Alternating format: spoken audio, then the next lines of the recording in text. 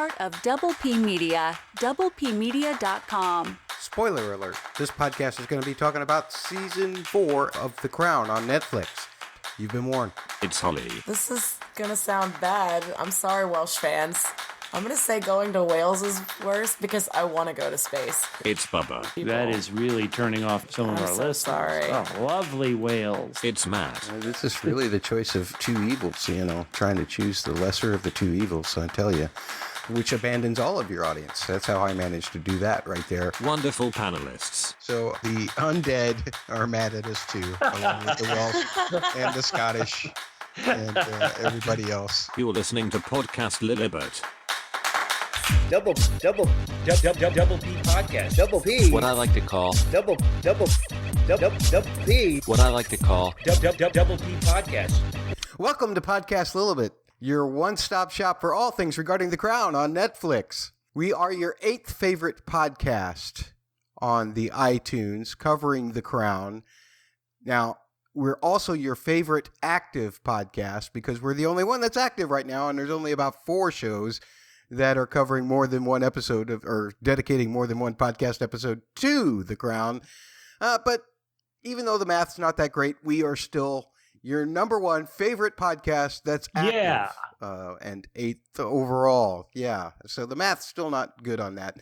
Nonetheless, my name is Matt, and we've all adopted Wizard of Oz names for this particular podcast, and naturally mine would be the Brainless Scarecrow, because everybody knows that I really need a brain.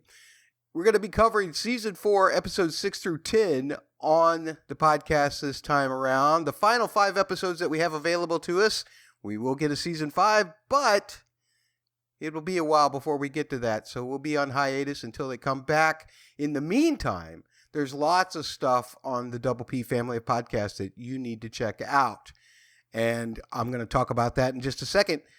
But first, I need to introduce my co-hosts.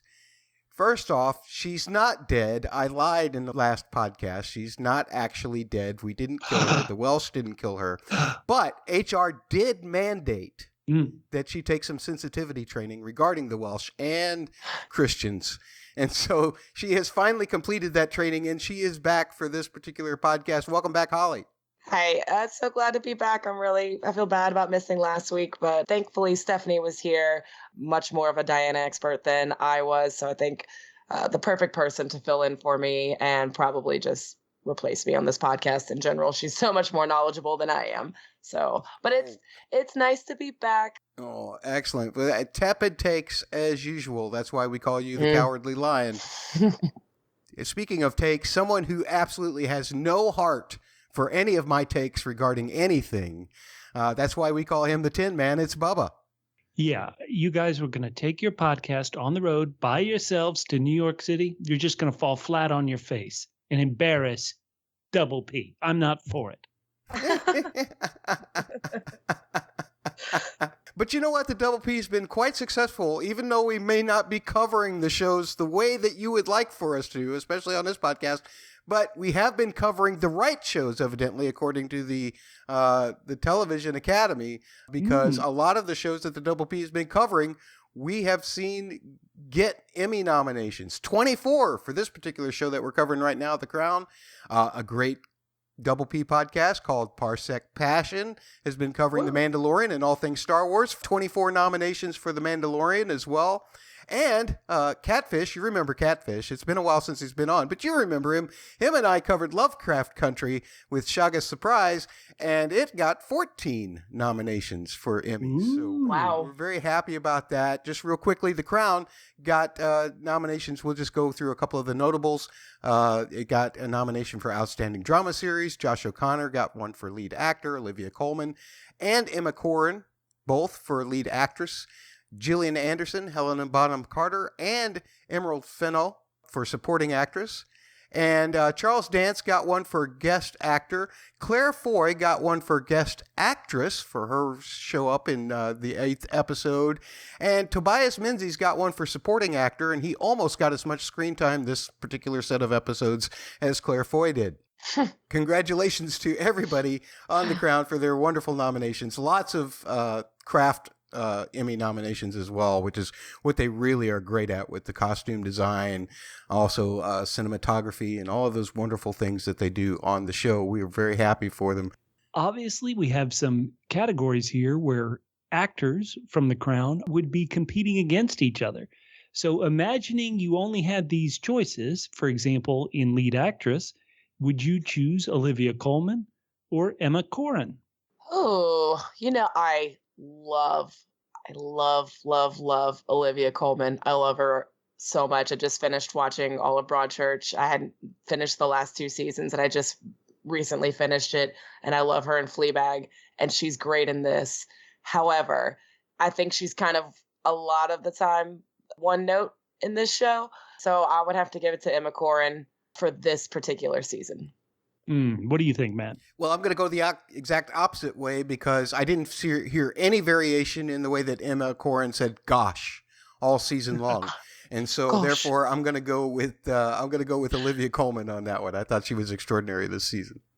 Well, I have finally, and I mean finally, watched these last 5 episodes. So now I've seen all of The Crown. I'm where you guys were when we started this podcast. And maybe it's recency bias, but I think Olivia Colman knocks it out of the park in that very last episode of season 4. And so I'm leaning towards her, even though they both do a great, great job. All right, let's go to supporting actress in a drama. We have Gillian Anderson for Margaret Thatcher. We have Helena Bonham Carter for Princess Margaret. And we have Emerald Fennell for Camilla Parker Bowles. Do you guys have a favorite in this? I'll come to you first, Matt. If you had to choose between the 3, which one wins? Well, I tell you, Helena Bonham Carter did such a fabulous job in that 7th episode regarding the cousins, but I think overall for the whole season, Gillian Anderson was just an amazing Thatcher for me. And, I'm a Scully fan too, so it doesn't hurt that, I've always got I'm always going to be enthused for a Gillian Anderson performance. And I thought she went outside of what my expectations were for that. So how about you, Holly? Well, just to be a contrarian, I'm going to go with Helena Bonham Carter since you went with Gillian Anderson. Oh. Gillian Anderson is great. I think Helena Bonham Carter is underrated in this series, and she deserves it. And let's tip our hats, Bubba, also to Emerald Fennell, but simply because, here's a woman who's a brilliant writer. She works a lot on the behind the scenes stuff for other shows, and has been a director and what have you. And her performances are genuine. They're real. They feel sometimes a little bit dramatic, but for the most part, they're just as impactful as any of the others, right? Yeah, I think for me, I'm leaning towards Anderson just because she feels like she had more to do this season than Helena Bonham Carter did. But boy, these are great performances, and it's wonderful that they're being honored. Absolutely. Absolutely. Well, the Television Academy has now rated their actors and actresses that we've seen in here. I feel bad because Tobias Menzies, who was great in season 3, I thought, some amazing performances, just didn't really, speaking of not much to do, he didn't really get much to do either. But we need to talk about these 5 episodes. Holly, how would you rate these episodes on our double scale? I feel my ratings are the same every time we do this, but I think that just goes to show how consistent I think the show is. So I'm going to give it, once again, 8.5 triple Ds. Triple Ds. Diana dressing downs. Ooh. Yeah, I like this episode. It's a really great mix of episodes. It does focus a lot on Charles and Diana, but we get a mixed bag too, with Thatcher kind of being the focus in the last couple episodes. Also, by the very end of this season, I am a human being that is born on this planet. So I really like that about this season. As if we finally caught up to my life, I'm here by at least episode 10. I'm for sure on the planet as these events are happening. Yeah. Welcome to the world of The Crown, Holly. Welcome. Thank you. Baby I have no Holly. memory of any of these things because I was a small child. Bubba, how would you rate these episodes? I'm going to be especially tough, and I apologize, listeners. But I am only going to go 7, what I like to call double R's out of 10. Double R's. Yeah. Double R stands for Rotten Romances. And I don't even think that's an appropriate double for these episodes because Charles and Diana are not a romance. I guess because I looked it up in history, I knew that Princess Margaret's marriage was going to kind of be a bit of a train wreck. And I knew, obviously, that Charles and Diane did not live happily ever after, as if this was a fairy tale. But knowing that I was going to watch ugliness in their relationship, it kind of put me off of clicking next on Netflix. I was just so turned off about it. And so 7 out of 10. And I admit it's great writing, it's great acting. It just wasn't what I wanted to see in this second summer of COVID 2021. Now, I will say that for people who didn't love Thatcher, there is one episode in this focused on Thatcher, who I've always been honest and said her politics would not have lined up with mine in any way. But she's so fascinating, and her relationship with Queen Elizabeth is so fascinating that I just thought it was perfect. I love that episode so much. So 7 out of 10 for these last 5. I'll highlight what I love and what I just had trouble watching as we go through. So that's us, Matt. What about you? Well, I kind of glad that you brought up that rating and your reasoning why in terms of the deemed romances, because I honestly felt like that a lot of this particular season, or at least the second half of the season, focused too much on Diana and Charles. You talked about being formulaic. It was like, we know how this relationship is going to end, and they just keep traipsing over the same stuff. They try to work it out. It doesn't work. And that's real life, of course. But at the same time, I don't think I needed to see every minute of it when there were other things that they could have been covering. For instance, near the beginning of season 4, in that time period, there was no mention of the Pope coming to visit the Queen. Not that that's that big of a deal, but it would have been for an interesting epistive, probably. Especially if he had gotten involved with Princess Margaret. Oh, well, if they're going to make stuff up, why not? Just have him try to recruit Margaret the same way as what's his name did. So yeah, why not do that? Or maybe even in this last 5 episodes, have him do the very failed public relations game show that Anne and Edward and Andrew. They were captain of these teams for charity, and they all dressed up as jesters. I mean, that would have been a hilarious episode. I would have loved to have seen that. But that's just me. That's just me, again, being pissy about history and saying things. But long story short, it still was great drama. And yes. I feel like it still deserved a lot for, especially as the Emmy Awards show us, or nominations show us, it definitely had some great acting, great drama. So I still gave it 8.9 out of 10, what I like to call double Fs. Double Fs. Yeah, Phipps fabulousness. The score was just absolutely fantastic. Yeah, just keep talking. That's what I do. I just keep talking through those things until you guys just stop dragging on me for doing my doubles the catfish way. You might think that was the worst of the doubles rated here, but we can tell you what was worse from our last podcast, where we tried to decide what was worse, getting a scolding and a scathing, that's a double S, letter from beyond the grave, from Uncle Dickie, or attempting Iceland fishing when earlier eps had proved you to be a fishing failure, that's a double F. And we had 800 votes on the 100 Twitter. 62.5% of you said the scathing letter was the worst. This letter from beyond the grave. Another poll that we did, finding out that you're not the Queen's favorite, or drinking the palace gift shop wine, which I thought was a fabulous question. 800 votes on the 100 Twitter. So it's almost like 6 out of 8, no, pardon me. Yeah, 6 out of 8 of you voted for palace gift shop wine was worse. And finally, our last poll from the last podcast regarding what's worse, trying to keep Margaret Thatcher's hairstyle in place or making the no chickens before they're hatched, no Downing Street until it's thatched joke. 900 votes on this one, and it's like 7 out of 9 of you voted for the hairstyle, 77.8%. That's a loss for Bubba. But incredible.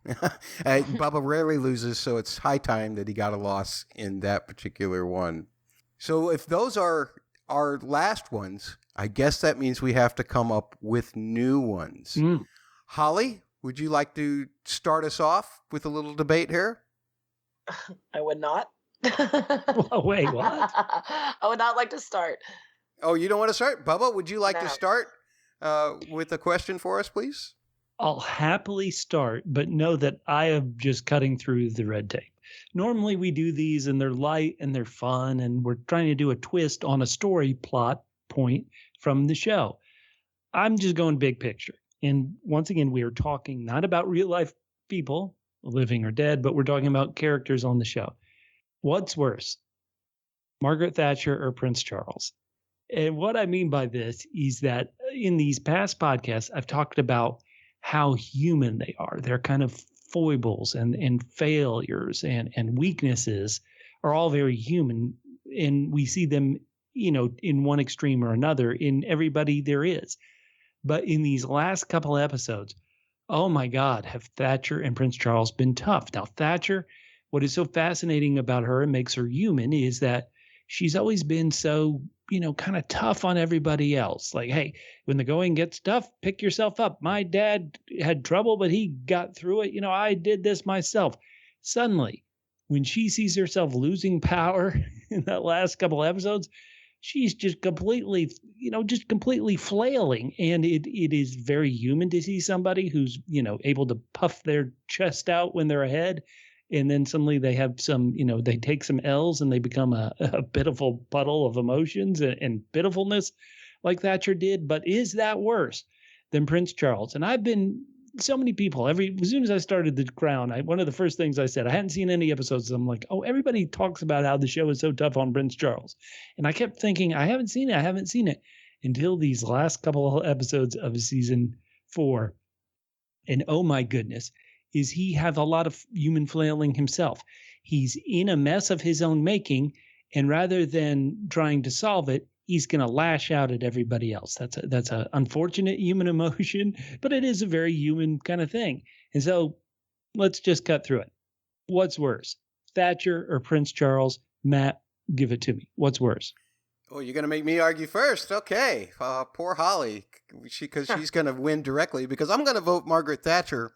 Simply because 11 years of being prime minister, she never changed her hairstyle. Imagine how much of a hole in the ozone that she's placed just with that Aquanet alone. I think that's a sufficient argument to say that Margaret Thatcher is worse. Now, seriously, on her human side that we see in the last couple of episodes, I felt bad for her. Probably the only time I felt bad for her in the entire season. But she's kind of made her own bed and ended up having to lie in it. Man, she didn't put sanctions on South Africa during apartheid. Ooh, that's pretty terrible. All right, Holly, what do you got? Oh, God. Worse, Thatcher or Charles? Well, the joke's on me if I'm supposed to be defending Charles. I mean, if I'm supposed to be hating on Charles here, because I kind of find myself a little bit of a Charles defender, even though a lot of his actions in these episodes are really unexcusable. I still just feel bad for him, and I think his actions are directly related to just how he's been treated by his family. But Charles is pretty terrible. I'll say he's pretty awful. Well, man, I hate this game. Double standard much. 3 words. That's all you got to do. Yeah, you're right. Charles doesn't even, so when the queen sits them down and it's like, y'all need to make this marriage work. And Diana says, yeah, I do want to make this marriage work. And she's like, well, why did you not keep your vows? Didn't address it with Charles at all. Like, it didn't even matter that he didn't keep his vows. That's messed up, queen. Well, Charles didn't get a chance to even speak about it if he had. I know. It's true. Why was he invited? He shouldn't have been invited. I have so many notes about these episodes. Every time Charles starts to talk, he just is shut down completely by usually Philip or Elizabeth or both at the same time. Or his sister Anne. Or his sister.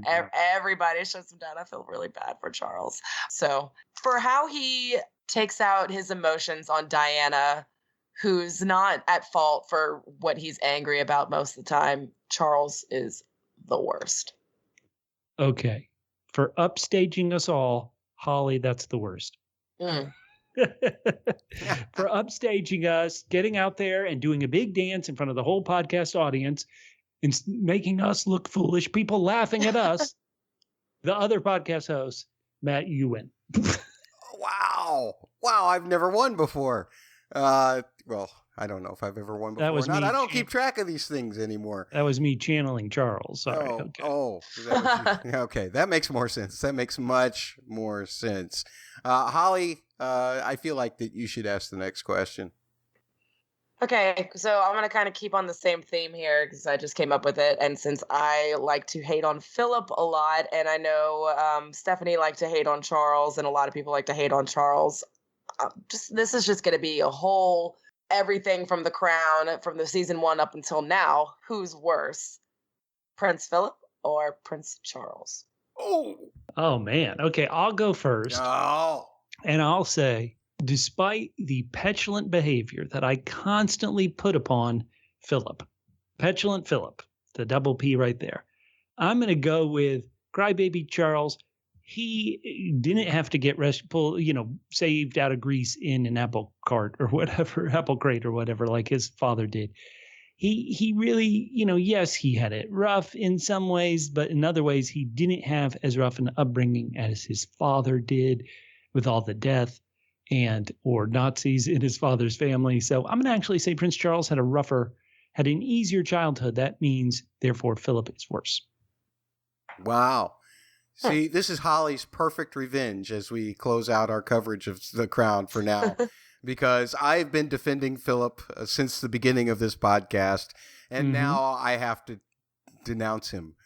I mean, go back and listen to any podcast, and Holly will have made all of the arguments for me, and you won't have to go any further than that. However, I will say this, that Philip continues to deny to the Queen anything about that ballerina.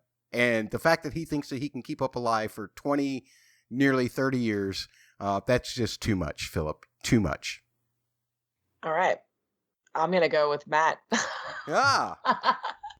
Just on my own personal biases. Wow, I'm 2 for 2. Bubba brings up a great point that Philip had a harder childhood than Charles, but I don't know. Charles is just a little bit more sensitive, and which works for me, than Philip is. So he has a little bit more of my sympathy because I think he genuinely cares about things more than Philip does. He has gotten better, and a credit to maybe not having as many Philip scenes as we just get to see less bad Philip behavior. So. Okay. So, working in a hospital, I come to mind of what are germ spreaders in the hospital? And so I'm asking this. What is the worst constitutional germ spreader event? Margaret Thatcher, when she spilled the hard-boiled eggs on the stove, but then she threw them back in the pan and just apologized for it and served it to key members of government anyway? Or Diana for giving the Queen an extremely long and awkward hug, which you do not do in these days of COVID summer number 2. Well, Matt, you do know the answer to the worst constitutional germ spreader, so you're going to let us just flail and guess? I'm going to flip a coin and say a extremely long, awkward hug. And this is my revenge back on you, Holly. Yeah. I mean, we don't know what was on that stove that she spilled it on. If I was arguing, if I had taken Bubba's position, I would have said it was probably a clean stove, but now it's a dirty stove. You have no idea what kind of salmonella germs are just hanging out there from 5-second from rule. her eggs or her chicken that splattered onto the stove. I mean, what's the word? I mean, she could kill somebody with some bad food just by following poor food safety. It would just be a member of cabinet. Who cares? I mean, she would. I mean, all Diana was really going to do in the 80s was probably just give Queen Elizabeth a cold. So, I mean, when you weigh cold against salmonella. But nonetheless, I'm not even going to decide. I'm just going to put it as well as the other questions on the poll so that you can vote for them. Let's move on to some characters that we got in this particular set of episodes. Bob Hawke. He was the Prime Minister of Australia from 1983 to 1991, played by Richard Roxburgh. If you've ever seen this series Rake, yes, 40 episodes, he was on Rake, and I don't even know what character he played because I haven't seen the show. He was the main character. The Rake was described him, kind of a oily lawyer is maybe the best way to say. Nice. He's also the bad guy in Moulin Rouge, one of my favorite movies ever. So that's worth noting. Sorry. Nice. No, that's Had to cool. throw that in there. Yeah, awesome. George Edward Adine. That's not Michael Edward Adine. That's George. Well, he was George Edward Michael Adine also. He's the snooty private secretary to the Prince of Wales. He was there from 1979 to 1985, which means he wouldn't have been there in any of these episodes that we reviewed. But he's the worst. He still this character's happened the to worst. be there. But anyway, he was played by Richard Goulding. 14 episodes as Harry in the comedy soap opera The Windsors, which you can also find on Netflix, which is kind of funny. I watched a couple episodes of that. I think I'm going to finish that just for the fun of it and because I'm kind of in the Crown mode. This one, Catherine and Nerissa Bowes-Lyon, played by Trudy Emery and Pauline Hendrickson. They were the cousins of the Crown who were institutionalized at Earlswood Hospital for mentally disabled people, and they were institutionalized in 1941. I'll put a link in the show notes for you guys to read up on this story. But Bubba, you keep saying, how do you like the Queen Mother? And I keep saying, well, she can't be any worse than this, right? Well, it turns out that she just keeps getting worse and worse and worse. I'm always wrong when I say, well, this can be the limit of the Queen Mother. The thing that disturbs me most about them is that, they were never really acknowledged publicly. And there was a Burke's listing that did list them as dead. And it just really makes me angry. But anyway, Derek Dazzle Jennings, him and Margaret never stopped being friends. That whole thing was just made up. But he did leave his civil position to become a priest. He's played by Tom Burke, who is in 30 episodes as Athos? I'd never watched the Musketeers TV series. Has anybody watched that? No, but of course he is in the series based on J.K. Rowling's detective, Robert Godbraith. I forget her pseudonym, but those detective novels that J.K. Rowling wrote, he stars as Cormoran Strike on that show. He's the main character. So I've seen him a lot. Excellent. All right. And finally, one other notable, Sir Sonny Ramphai. He was the Commonwealth Secretary General from 1975 to 1990. Tony Jayawardena, maybe. He was also in 3 episodes of the comedy The Windsors. You guys ready to get into these episodes? Mm-hmm. Can't wait. All right. Season 4, Episode 6. Terra Nullius, written by Peter Morgan and directed by Julian Gerald, that's double J. Again, this episode started with the warning that the episode included scenes that depicted an eating disorder that some may find uncomfortable. I do describe a little bit of that in my recap as well, so if that disturbs you, skip ahead about 4 minutes.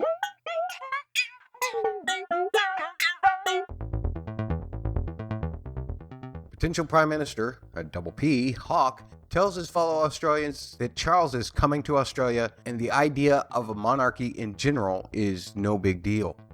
Charteris tells the Queen that Hawke won the election by a landslide. She's concerned about the prince's trip due to Margaret telling her about Diana's eating disorder and the fact that the kid is coming. That's a double K. No? The fact that she's bringing along William.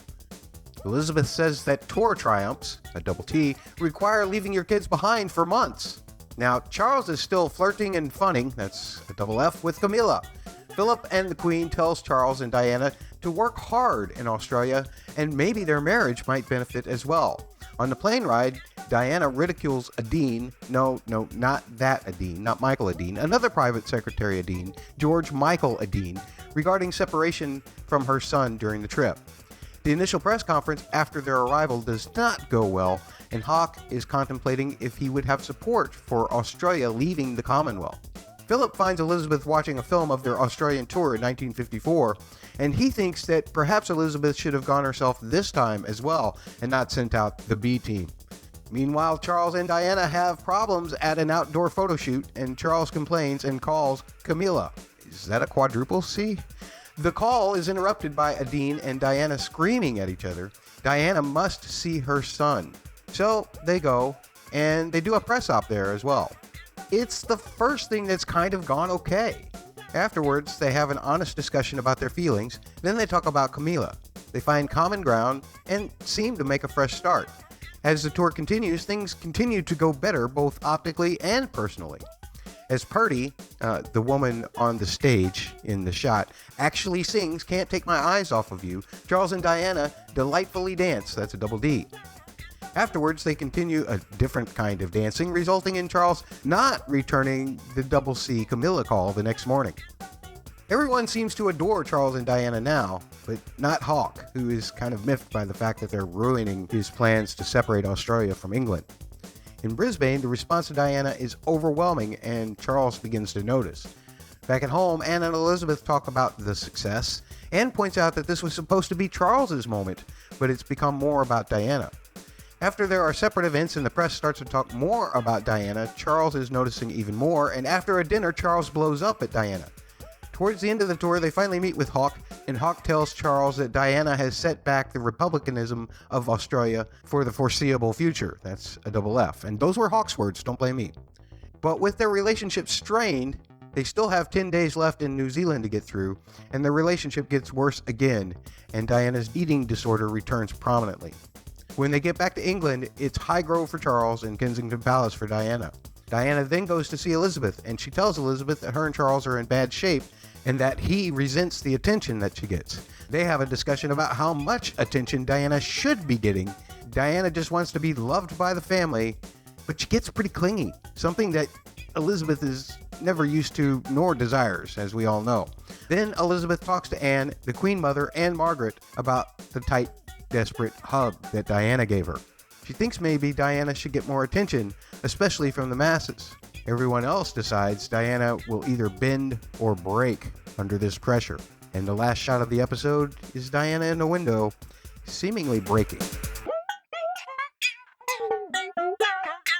And I'll say that here we're going back to Australia. And what's so crazy, it was nice to see Queen Elizabeth and Prince Philip looking back and acting like an older, warm couple normally acts on these. And then, even though I knew it could not last, what was it? I think it was 23 minutes into the episode, we saw Charles and Diana, kind of reconnecting and rekindling whatever romantic feelings they had for each other. And I just thought to myself, Australia's for lovers, mate. And, but because we're at the halfway point and they were happy, I just knew it just it just hurt me to think, we're going to have half an episode of trouble ahead, and sure enough, we had it. And so just very, very tough to watch. And I thought what was so funny is while they were happy in Australia, I wrote in my notes, they should never go home. Move to Australia where you're happy. It's funny, at the height of the happiness, which was the dance, Bubba. Yeah. That was actually the people that were on the stage there. They actually performed that song in the studio also. The Can't Take My Eyes Off of You. And that singer was a singer actress by the name of Purdy. And I'll also put a link in the show notes for, if you want to know more about her. Because I thought that was a fabulous version of that tune. I thought they really did a good job with that. Well, how did you guys feel seeing Charles and Diana happy and getting along for a bit? It was was good to see. Finally, it's not awkward, and it was a short moment in the episode, but I really liked it. The highs for them were super high and the lows were super low. Yes. It was a nice change though, because we never see them really happy together. We saw them kind of like flirt, and then they got married, and then it's just been like all downhill. So just kind of seeing the potential of them actually being happy together, despite, knowing what was going to come, it still gave me a little bit of hope. I thought they were good together when they were good, and I wanted to believe them when they had their conversation and were telling each other what they needed and were like promising to try to be what each other needed more. It felt genuine coming from both of them. And then it's never ever going to get better than that dance moment and then that night they spent together, unfortunately. I've commented before on how I don't think Elizabeth has been the best parent as queen, despite the little bit of her father being, I think, a great father to her when he was king. And we touched on it earlier, but that comment about them bringing the kid, like what I think it's Philip and Elizabeth are talking about, like why would they bring their baby to Australia? And Margaret, the way Margaret asks, like, do you think there were consequences to you guys not bringing your children on these trips? And Elizabeth's response is, no, it was a triumph. She's talking about the tour. Margaret's asking about their children, and then like fast forward, look at all of their kids, their giant messes. Maybe they should have taken their kids with them. I loved it. I loved seeing Anne's face there at the table. Yeah. Yeah, you left me alone for 5 months. No wonder you liked it so much, Mom. And again, it just kind of highlights, I think, their Elizabeth and Philip's kind of absentee parenting while they're doing their tours. And it seems like, what was his name? As king, Edward.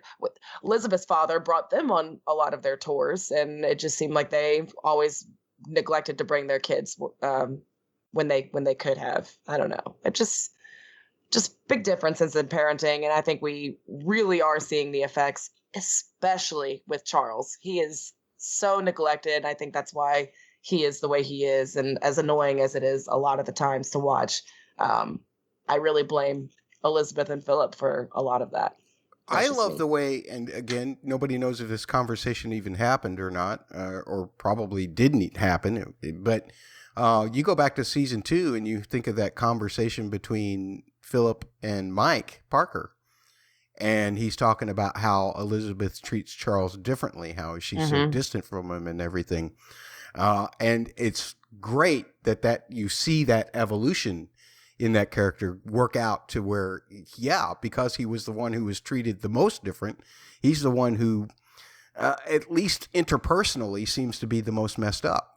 And I like how just perceptive Margaret is to all of this. And all she does is make comments that nobody really pays that much attention to, but I'm always paying attention. And she's right, just asking that question was poignant. And then at the end, when it's all of them together, and the Queen Mother says, oh, she'll, talking of Diana, like, she's eventually going to bend, like, or she'll break. And, Yeah. Margaret's underappreciated in all of these episodes also. Well, the one thing that it's not unique to this episode, but the one thing I want to point out is here we keep talking about this wonderful actor, Josh O'Connor, being nominated for Best Lead Actor. That's what's so funny. He's in early episodes where he barely appears, but he got nominated for Lead Actor. And one thing I've always loved about his performance is the ridiculously poor posture he has as as Charles, always kind of humped over.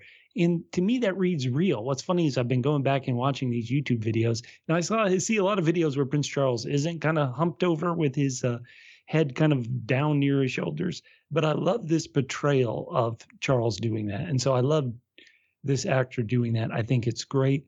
I think it's, once again, very human for somebody to be jealous of somebody else.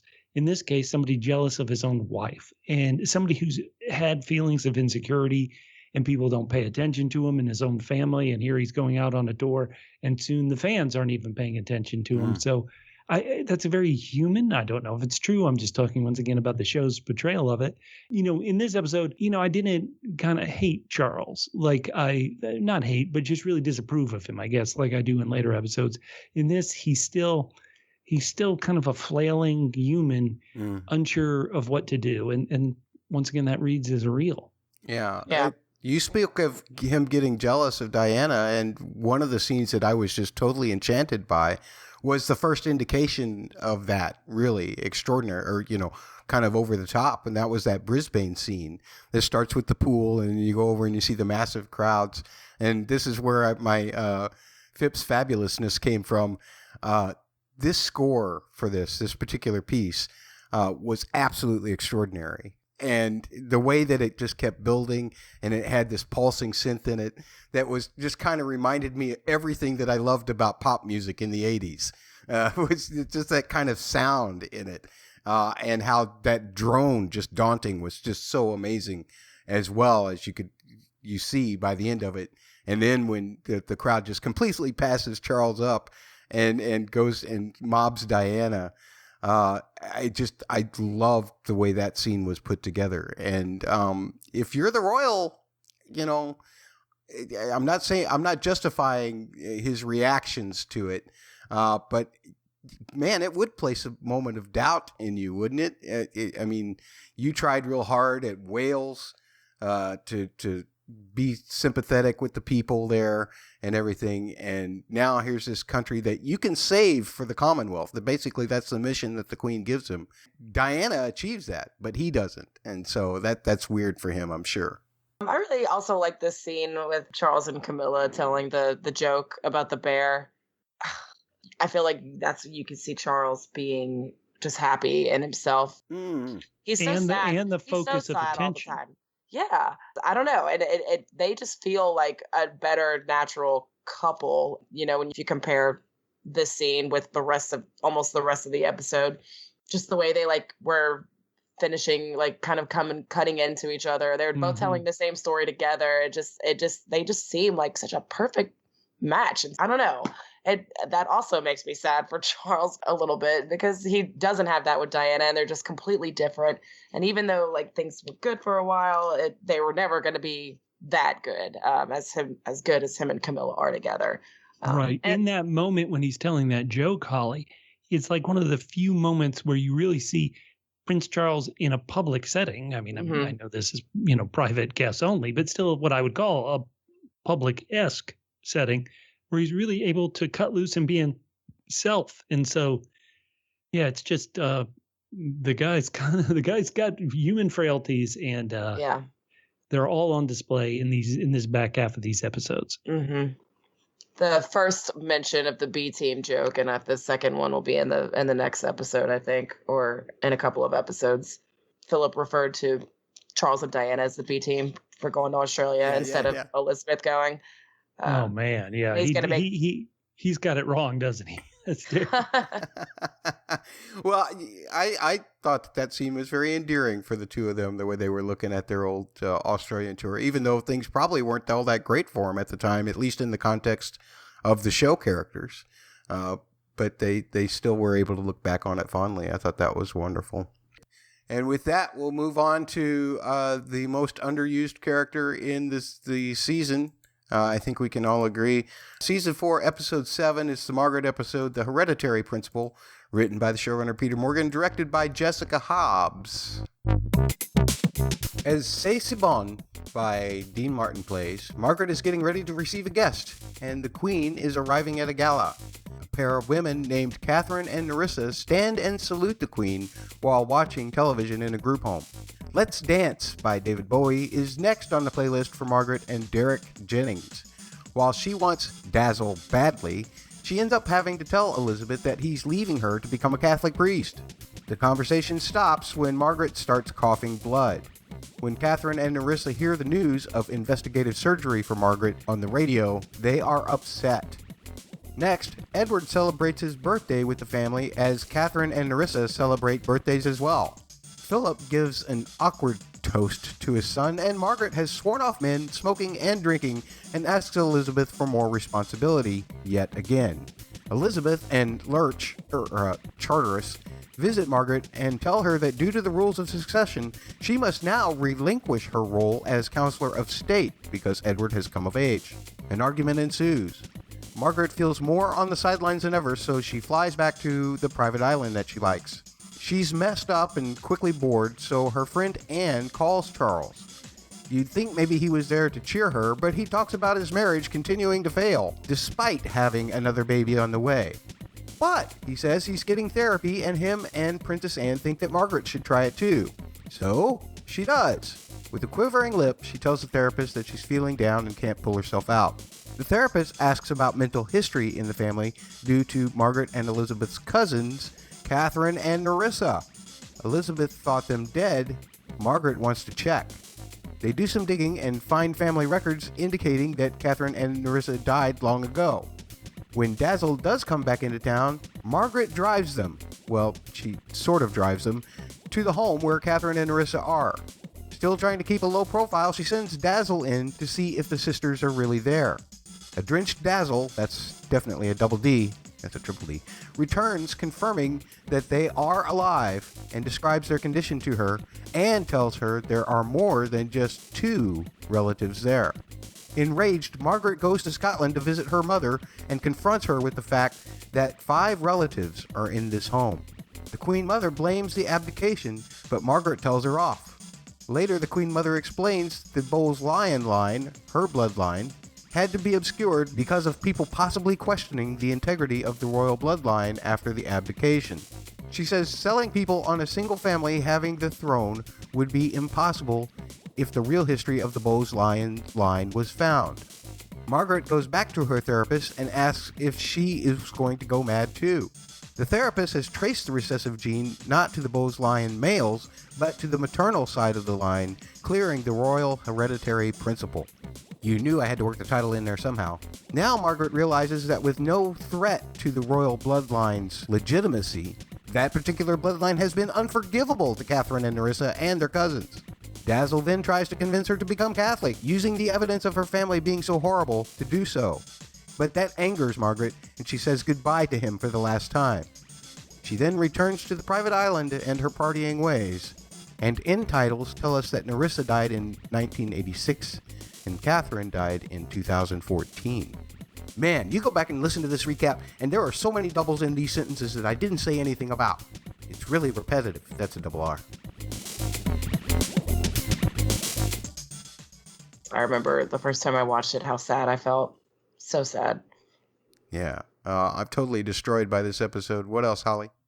Once again, Margaret has never really asked for much in her life from her family, and she never can get what she wants. And after her surgery, she wants to play a bigger role. She wants to be important. She wants to quit the partying, quit the drinking and the smoking, focus on doing the right thing for the family. And she can't, because now Edward is 21 and there's no more room for her at the inn. And it's awful. I just feel so sad for her all the time. Did you enjoy the context of the fact that she feels this way about being knocked off that list of people who can step in for the queen and what have you, but at the same time, she's seeing family members who were treated so much worse? Oh, yeah. And I think that's why she relates to them a little bit. Granted, she knows she has it better than they do, but you could tell that her concern for them is genuine. Man, it's just awful. It's hard for me to even talk about, really. Yeah. It is hard to talk about. I will say this about as far as Catherine and Nerissa, they totally stole my heart. When Margaret did the cough and coughed up the blood, anytime we've seen anybody cough up blood, her father, her uncle, anytime they did that, suddenly I'm really worried. So that scared the crap out of me. At least there was a little bit of humor in it, just to kind of levy up for just a couple moments, like the driving or the dancing. Mm-hmm. All of that was just enough to keep me from just wanting to go and lock myself in a room and not come out, because I was, again, as I said earlier, I was so upset by how these girls were treated. And not just them. There were 3 other cousins, evidently, too. But I don't know if they were mentioned by name in the episode, or if they did, I missed them, and I apologize very much so. But it just felt so cold. So, I can't imagine anybody being like that with their family. And I guess the Queen Mother thought that they were doing the right thing at the time, because they didn't have DNA testing or what have you, or any kind of way to really check where the imbecilism, I think is what they called it in the episode, where it could be traced back to, until this time when Margaret's doctor was telling her about it. But man, it's just awful that people would do that simply to keep something that doesn't really mean anything except symbolically anymore. I mean, we heard back in the Marionettes episode how they were really they're just figureheads by that point, which is just awful. Bubba, what you got? Well, okay, I'm going to say that for me, the most painful moment in this entire episode was when they're telling Margaret she wants to have something to do. She's this character all as long as we've known her has wanted to have something to do. And they're told, hey, great, you'll have more time to concentrate on your convalescence. What? You gotta be kidding me. Oh, it was awful. That I wrote it in all caps in my notes. Terrible. Hashtag terrible, man. Yeah, it was just brutal. Now, I'll say that my first note when I saw this episode, I was like, oh, so glad this is a Margaret episode. But the end of the episode, it just felt off. I'm like, we're ending it here? I didn't feel a great conclusion to the episode. So even though I loved moments in it, to me, it didn't end on something that I'll give the show credit for. It normally ends on a point where you're like, okay, I understand this journey that the show has taken me on in this episode. I kind of get to a settling point. It just almost to me felt like it abruptly ended. And I was like, that's it. And so I have kind of mixed feelings about this one. The ending for this episode, for me, it's almost like she's kind of having her redemption arc. I mean, it's not really a redemption arc. Like, she's been so terrible a person, but she's led this lifestyle where she's put herself in like really bad health. She has this surgery. Mm-hmm. She is trying to get better. She wants to do better. She's trying to quit the cigarettes, the drinking. And at the end of the episode, she goes back to the island and she just picks up right where she left off. Yeah. So it just makes it's just like a kind of a tragic ending for Margaret in this episode for me. That's kind of how I see it. Just knowing that she couldn't do anything really to help her family, even though she wanted to like help out in a role and help her cousins that she found out about. And there was nothing she could do except stand up to her mother. So to see her just kind of go back and start drinking and smoking and partying again just made me really, really sad for her. It's just tragic Margaret. That's a good way to say it. Yeah. I agree with you, Matt, that the Queen Mother is terrible. Is this I think this is like the only other time we've seen her and her castle that she purchased up there. Yeah. So I was like, oh, we're back here. We don't ever get to see this place. So that's kind of neat. And then she tells her off on the beach, which is great. I appreciate Margaret standing up to her mother in this episode a lot. I thought it was a great moment that Prince Charles in this portrayal is the one who's like, I've started seeing somebody.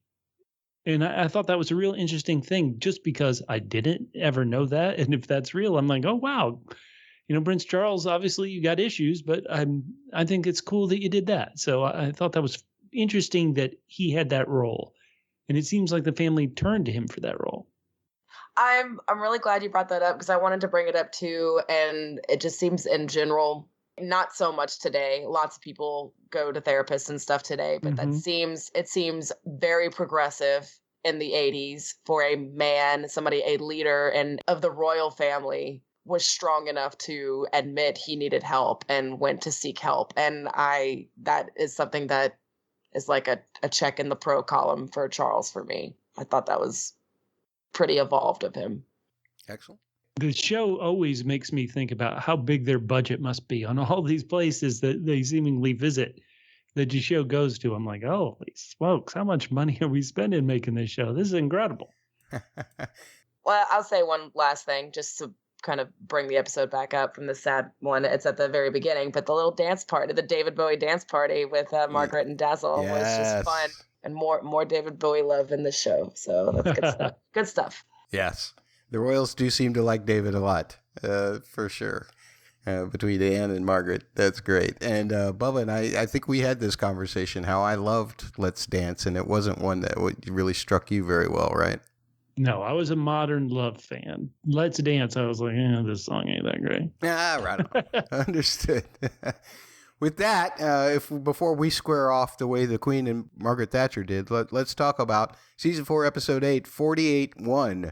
Written by the showrunner Peter Morgan, directed once again by Julian Gerald. We start with a flashback to 1947 and Elizabeth giving a speech on her 21st birthday from Cape Town, all while various peoples throughout the world listen. A young Margaret Thatcher listens as well, and we see her progress through college.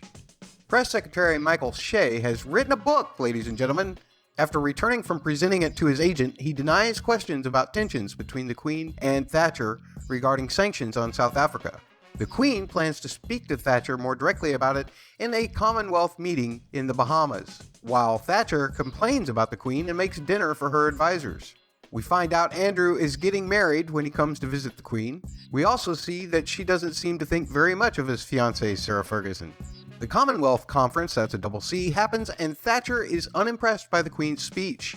Then, when Thatcher comes to see the Queen on the royal yacht, tensions escalate even further. Thatcher talks to her husband on the phone, saying that if an agreement is to be signed, both she and the Queen must sign off on the wording of the agreement. Wording being very important, because that attempt to find wording is made 3 billion times, until Michael Shea throws his hat into the ring, a word is agreed upon, and afterwards everyone sucks up to Elizabeth like she was Cersei or something. Cersei or something, is that a double S? No? Okay. After putting yet another hole in the ozone layer with hairspray, Thatcher then plays it to the press as a personal victory, making for a very uncomfortable group picture. Now, Shea hasn't gotten any offers on his book, but he emphatically turns down the idea of writing an expose-type novel about his position, or writing political thrillers. He returns to the palace to find a story will be published regarding increasing tensions between Elizabeth and Thatcher. He gets an audience with the Queen and advises her to issue a statement of support preemptively. Doesn't seem like Elizabeth wants to. She sets Shea to do the opposite, despite his noted objections to Charteris. He talks to a reporter from the Sunday Times, then Thatcher hears about the piece that will be in the paper.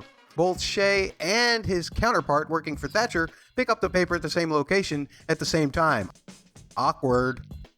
Everyone in both families read it, some of them aloud. Then Thatcher lays down the hammer with the Queen, citing connections that identify the sources of the article that were unprecedentedly close to the Queen. They proceed to tell each other off, and Margaret actually seems to win. Now Shea is having to handle the press business, and none of that is going well. The royal siblings gather together what Andrew is actually more angry in the fact that his wedding is getting spoiled by the press that his mom is getting.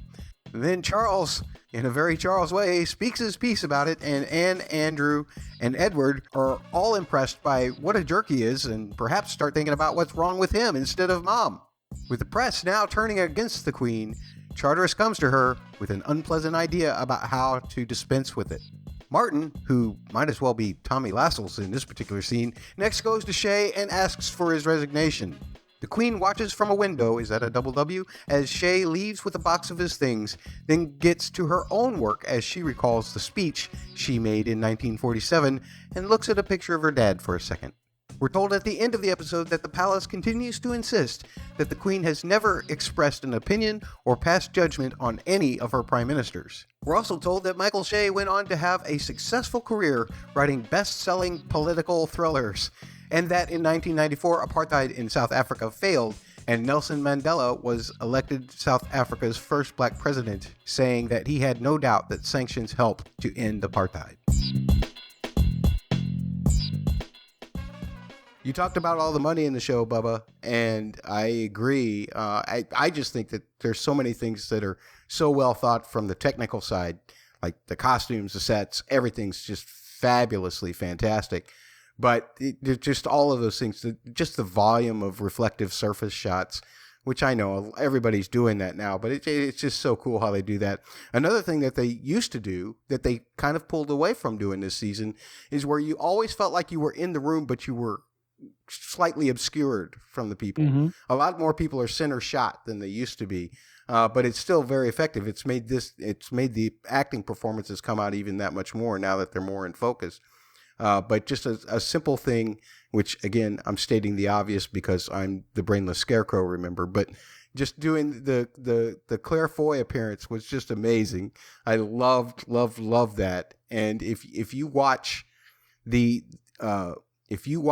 actual address, you can find it on YouTube. I'll put that in the show notes as well. But if you listen to the way that the real Elizabeth says that speech, and you listen to the way that Claire Foy does it, it is fantastic. It's almost like it's the real thing. I love that. And just the fact that when she's giving that speech, you had the stylized panning going from different people to different people listening to her speech, and that's going from left to right. And then when you have the Sunday Times story and everybody's reading that out loud, the focus goes back right to left. And so I thought that was just a nice way to again create a visual thematic for the episode. So I've loved all of that. And then one other thing that I just loved, I don't know why I'm so intrigued by two women marching towards each other to do battle with their purses on their arms. But I mean, that's a shot that, and maybe it's just because of the way the score came out in that too, which helped to make that much more emotional. But I was just like, oh yeah, they're going to go head to head. They didn't really go all that head to head, but it was just awesome the way they were marching towards each other. And Thatcher's marching up the steps and down the hall, and Elizabeth's coming from a back room. And it was just fabulous. I loved it. It was a little bit disappointing, the end result. But nonetheless, it was still a great ramp up to their big meeting there. Matt, I want to piggyback on your comment. I wrote in my notes, I am so ready for the Queen to blow up at Thatcher. And I was thinking back to, was it season 1 where the Queen got to blow up at Churchill and pretty much say, what the hell are you doing? I was so ready for her to just unleash on Thatcher. I wanted it so bad. I didn't get it. But it was still, this was the episode of these final 5. This was the one I loved. And admittedly, this is, history 2020. But I think back then at the time, it was also 2022. To not put sanctions on South Africa for apartheid, are you kidding me? Like, yeah. I was just ready for the Queen to just, unleash the verbal tongue lashing of the century. And it didn't happen. It was a bit frustrating. And then the show takes such odd turns, or the story, I should say, takes such odd turns. But man, oh man, that tension, that kind of natural kind of, two hard-headed people, going head to head. I loved it. Love this episode. Holly, are we supposed to actually believe that the only reason Margaret Thatcher didn't do sanctions for South Africa was because her favorite son was doing business there? I don't know.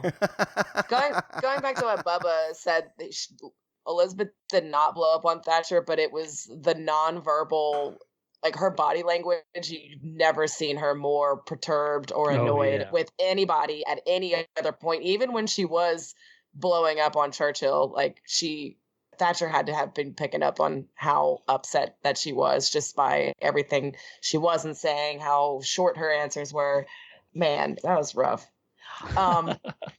So when Thatcher's talking about, she's complaining about the Commonwealth, I don't remember if it was to Dennis or to just her people, she really, in a roundabout way, it was such a Donald Trump moment. She didn't say shithole countries, but she wanted to. Oh, God. Oh my goodness. Oh my God. That's what I thought. That was immediately what I thought of. I was like, wow, just a little bit more tact than Donald Trump. So, that was that was one of my biggest takeaways from that scene. Oh my gosh. Well, Holly, I don't know if you thought this. Once again, I'm just reading verbatim from my notes. I just put Dennis Thatcher is great. How this guy can just be so perfectly calm and kind of seemingly reasonable. We have no idea how he felt about any of this stuff, but he's going to support his wife and support the woman he loves. So you do respect that, even if, once again, I wanted her to get ripped a new one. It's truly a neutral character, man, and it's probably the perfect husband for somebody like Thatcher. Oh, yeah. I liked when Charles was taking a dig at Andrew for being upset about him not getting enough attention for his wedding. Oh, so good. Oh, so good. Oh, snap. And Edward is even like, that was impressively cunty. I can say that, I'm a lady, so it's okay. But that was funny. That was one of the funnier moments. And nice to see Charles get in on that action. He's always the butt of the joke and picked on, so I appreciated that. Yeah, I loved it. Didn't you have the whole bit, Bubba, about Martin having to do the bit with Shay? By the way, Michael Shay had actually 14 fiction and 5 nonfiction books published. The first 3 fictional books were actually published way before he was working for the Queen. 1971, 72, and 75, and he was doing those under the pseudonym of Michael Sinclair. But most of his writing success came after he left in the late 80s and in the 90s. So he had a more productive time period than George R. R. Martin. Let's just say that. Boy, that's a small hurdle there. I thought, speaking of that moment, Matt, is that all this time and all these podcasts, I keep saying, boy, they always show Martin Charteris as he's like the good guy. He's like the guy with the modern spin. He's like the guy you're like, oh, wow. He really sees how, he's forward thinking.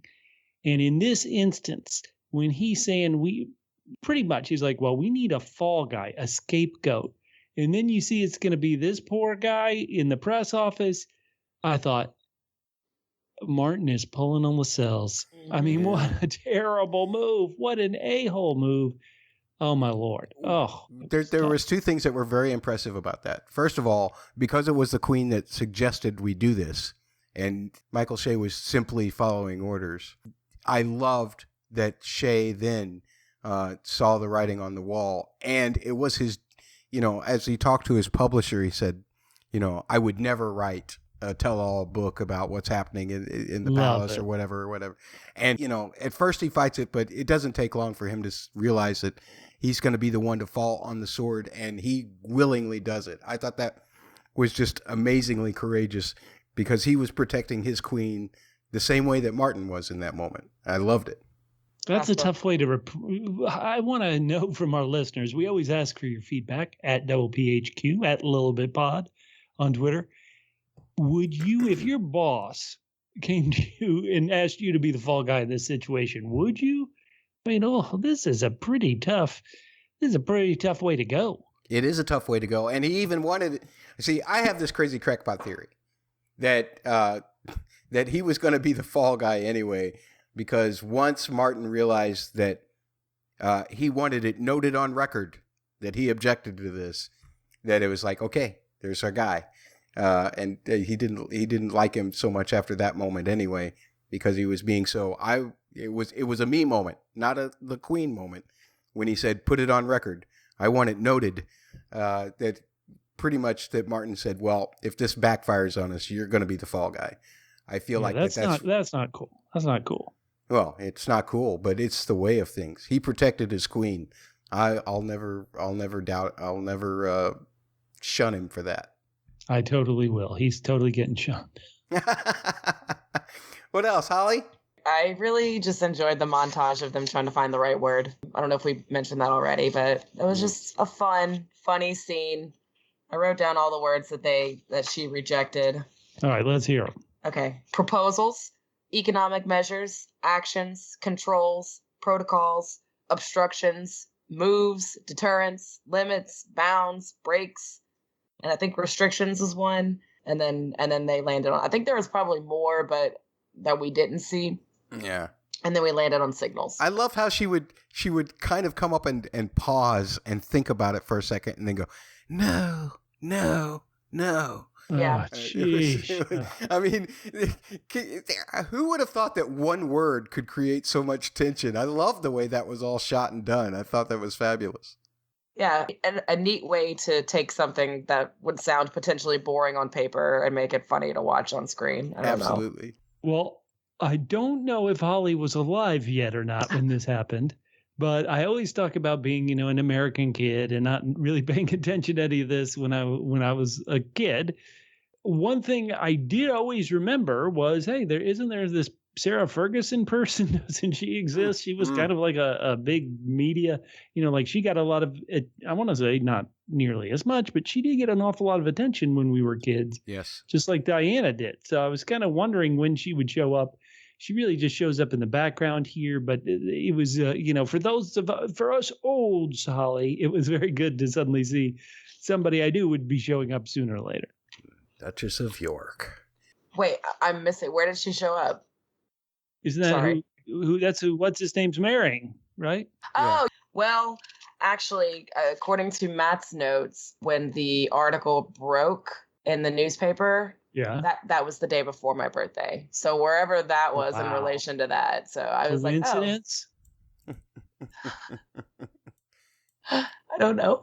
The Queen is so frustrated. She's like, out of hell with this. Just put it in the paper. That's right.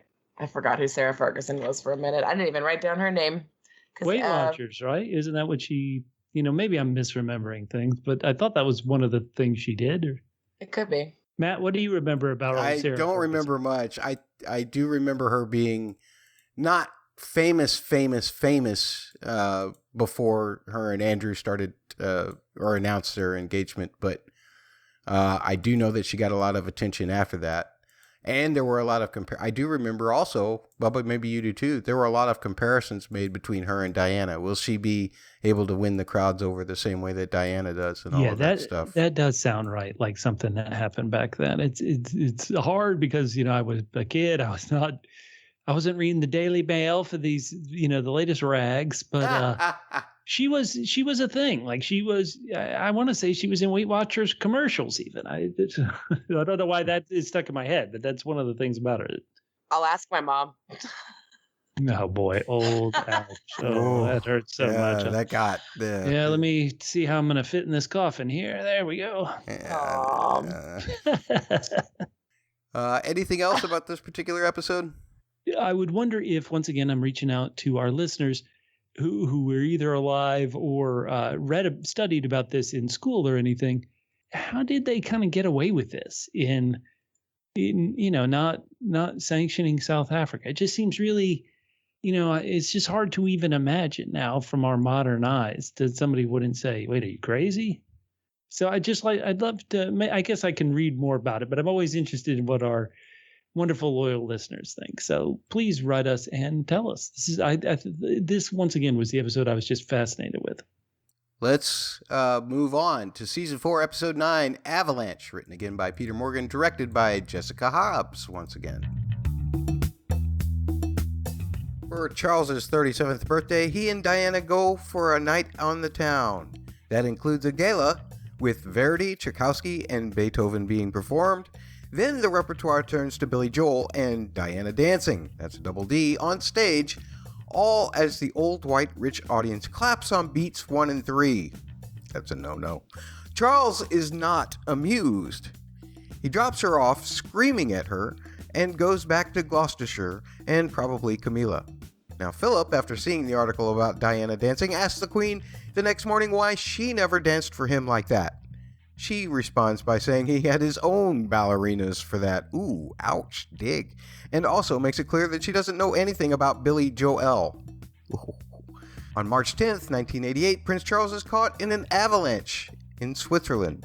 Charters briefs the Queen and Philip and tells them the uncomfortable truth of contingency plans named after bridges. Elizabeth actually gets upset and leaves the room. Later, Martin comes to her to tell her Charles is safe, but there will be stories about Charles's marriage coming. Charles and Diana come home with the body of a friend who did not survive the avalanche. Elizabeth visits Anne to get the truth of Charles's marriage and gets an earful, including allusions to affairs from both sides. Charles and Diana are told at their friend's funeral that the Queen wants to see them both as soon as possible. Charles calls Camilla, that's a triple C, and tells her that he realized during the avalanche that he only wants to be with her. When Charles and Diana arrive for the meeting with the Queen, separately, awkwardness fills the room as Diana recalls the good times. The Queen tells them that their marriage simply cannot fail, then asks if either of them wishes otherwise. Diana apologizes and promises to do better, robbing Charles of a chance to declare his own feelings of wanting to separate permanently.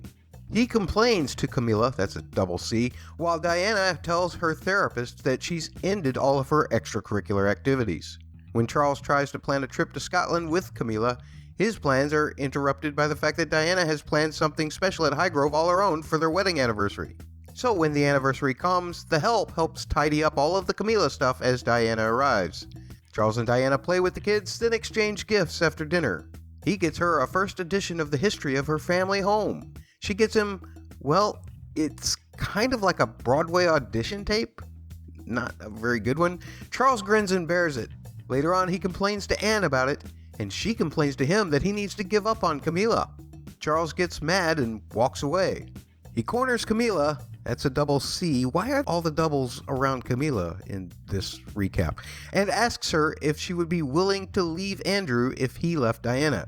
She tells him that her love is real, but she can't promise anything. Diana tries calling Charles on multiple occasions and he ignores her.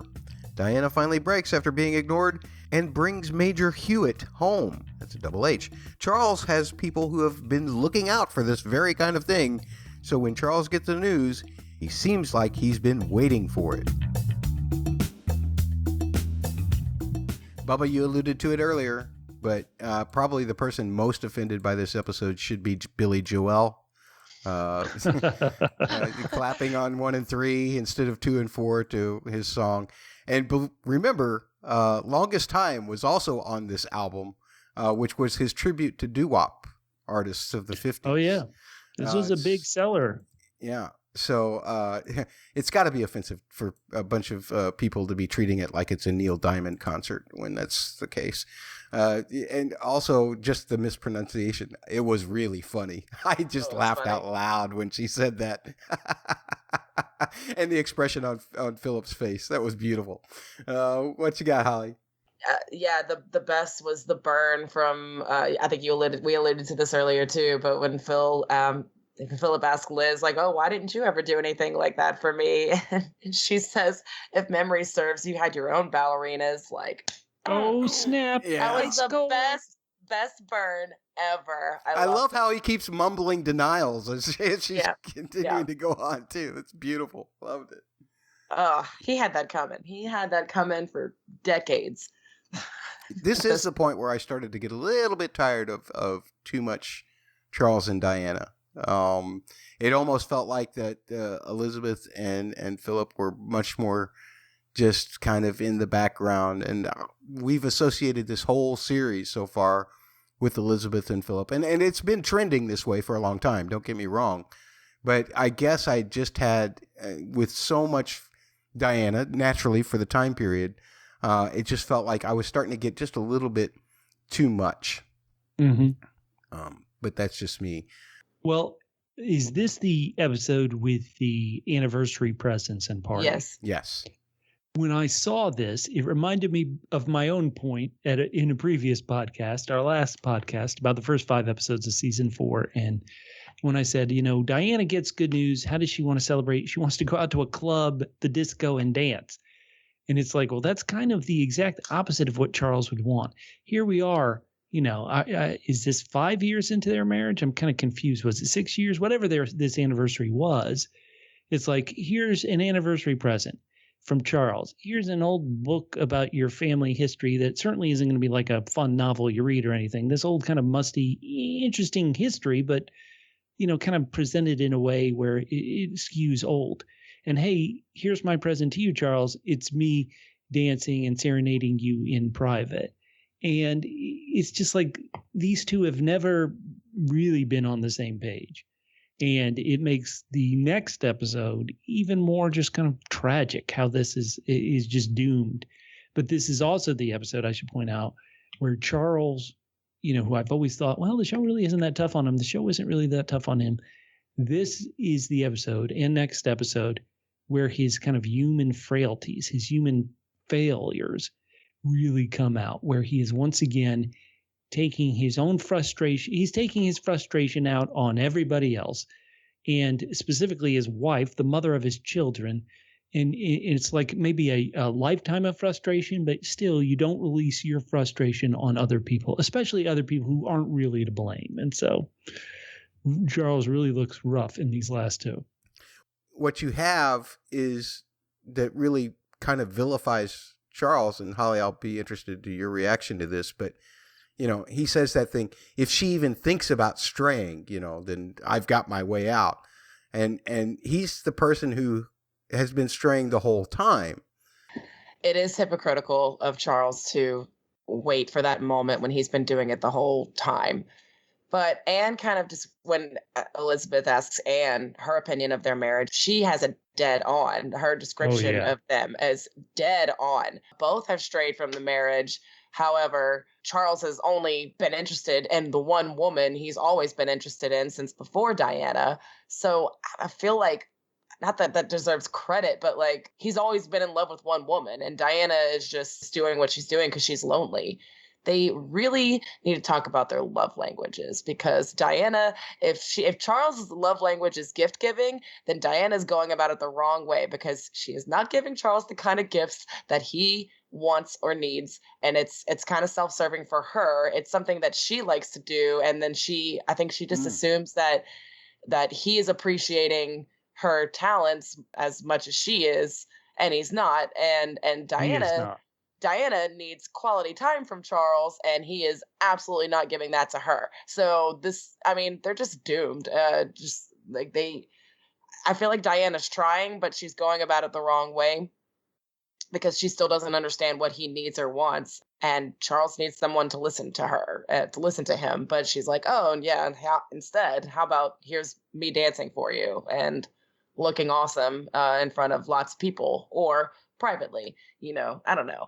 They just don't work. But Charles is a POS for handling it the way he does. No doubt about it.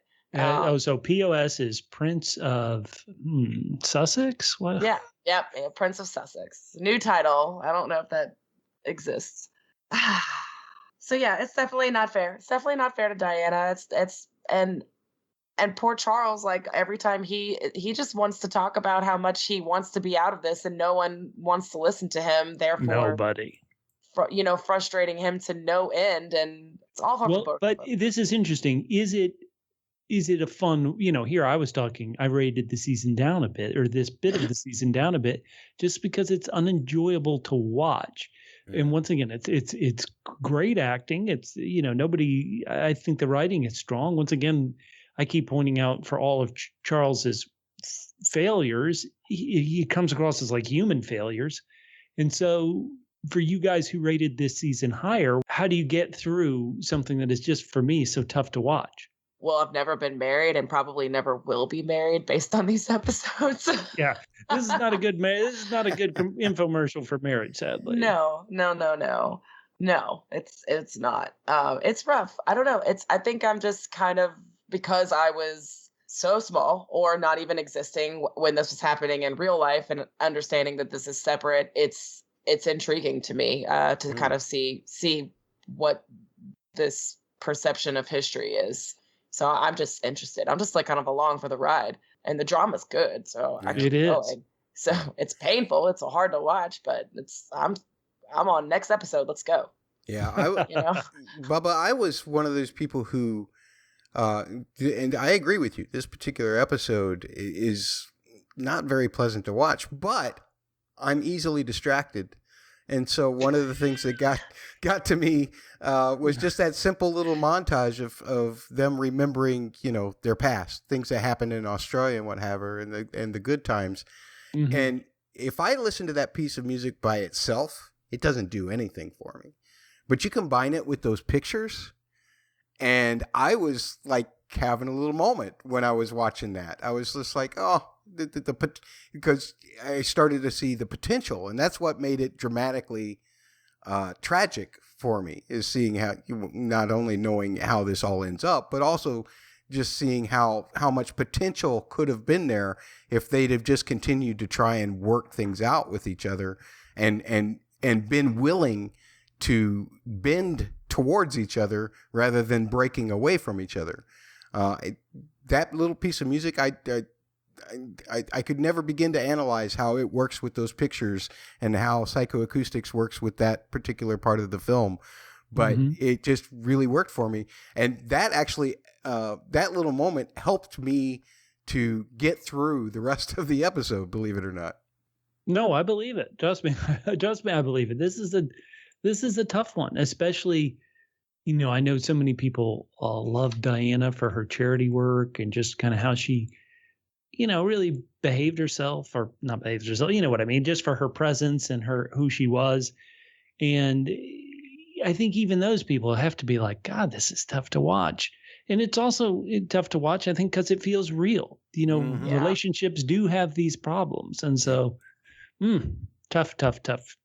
Yeah, it's tough when you're trying to find a free day to go hang with your mistress, and the only free day is your anniversary. God.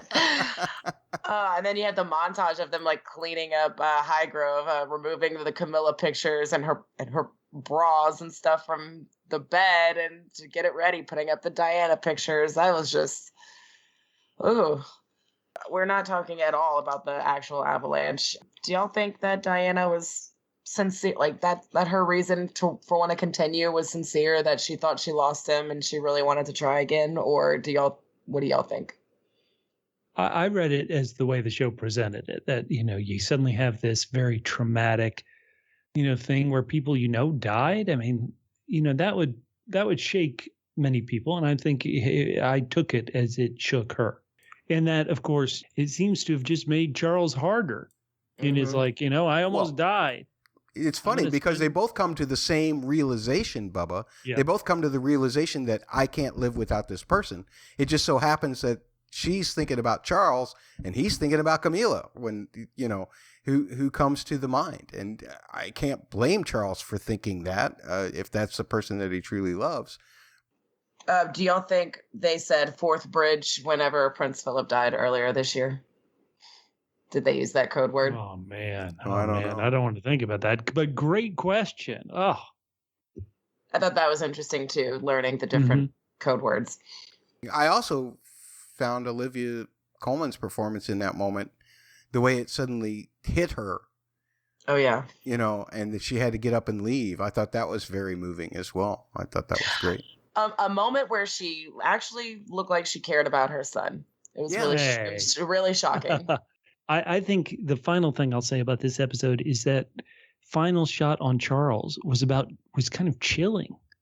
Like he knew that she would fall back into this guy's arms if he, if somebody's alone and has nobody for the longest time. And it was just chilling to see Charles's face like that. It was like a horror movie. Uh-oh. He knows now. Dun, dun, dun. I know.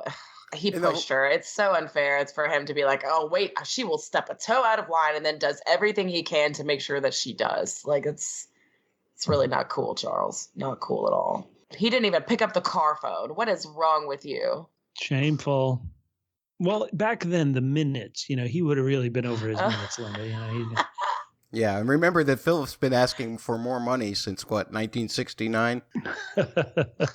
Season 4, Episode 10, War, where it finally comes to a head for us in this particular season. Sort of. It's written by Peter Morgan and directed by Jessica Hobbs. Again, there was a warning on this particular episode that it included scenes that depicted an eating disorder that some may find uncomfortable. I do mention it briefly in the recap. If that makes you uncomfortable, then please skip ahead about 4 minutes. We begin with Sir Geoffrey Howe getting up to the news of mad cow disease and then going to Parliament and giving a scathing resignation speech with Thatcher present.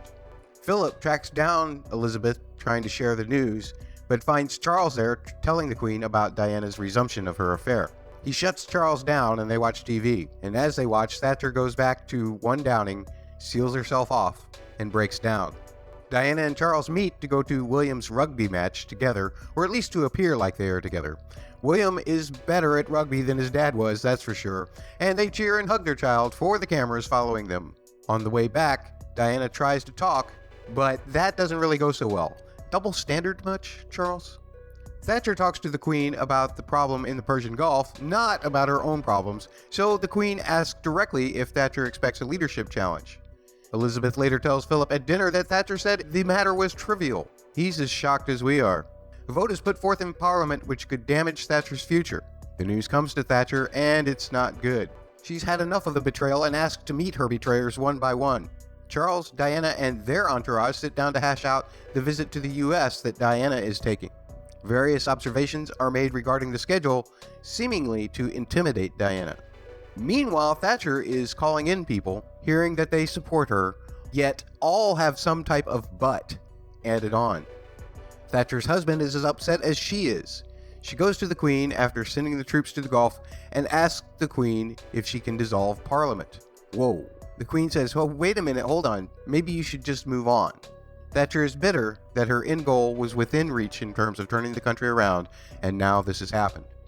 Diana is now worried that her trip will fail, but the first gala starts off okay until her eating disorder comes back. She then sees throngs of people cheering her on in unexpected places as she gets out there and meets with real people. She visits a Harlem hospital, that's a double H, where she hugs children with HIV as the press and Camila watches. Camila goes to Charles and tells him not to end things with Diana. After what seems like endless fairy tale analysis, Charles tells her to leave this decision with him. The Queen watches as Thatcher steps down from office and leaves 1 Downing Street for the last time, then asks for a meeting with Thatcher afterwards. In their meeting, Elizabeth offers her admiration, woman to woman, and for Thatcher's accomplishments, she personally awards her the Order of Merit. With a deep curtsy, Thatcher leaves the audience. Charles comes to see Diana after she's back from the US.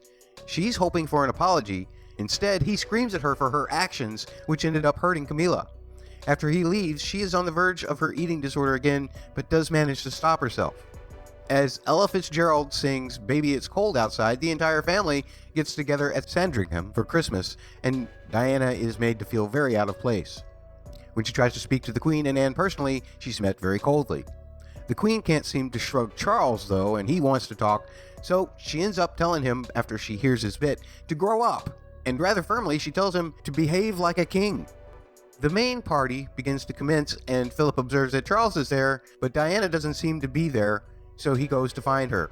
He explains to Diana that the whole group is a rough bunch, and asks about Diana's thoughts. Her thoughts are a bit more damning than Philip's approach. Philip tries to reassure Diana that Charles will come around, but Diana declares that she's ready to make things more official. He advises against that. It's very kind of weird the way he does that, and tells Diana that everyone except the Queen is an outsider. He then looks down his nose at her and leaves. As the season ends, Silent Night plays, and Diana gets ready just in time for the family photograph, tears starting to come to her eyes as the pictures are taken.